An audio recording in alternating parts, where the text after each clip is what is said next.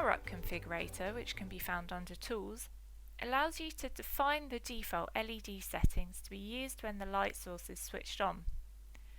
Here you can select LEDs and set their irradiance.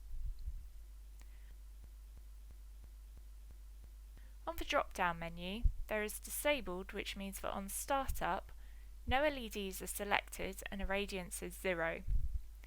If you use the Power Up Configurator to change the LED selection and irradiance settings, for these settings to be selected upon Power Up, but when you don't want the LEDs to be switched on, select Irradiance Level Set, LEDs Off. If you select Irradiance Level Set, LEDs On, the LEDs with their program settings will instead come on automatically at Power Up. For users who mostly use analog, the LightBridge can also initialize in analog mode. Then press Save and Exit to save your settings and return to the home screen.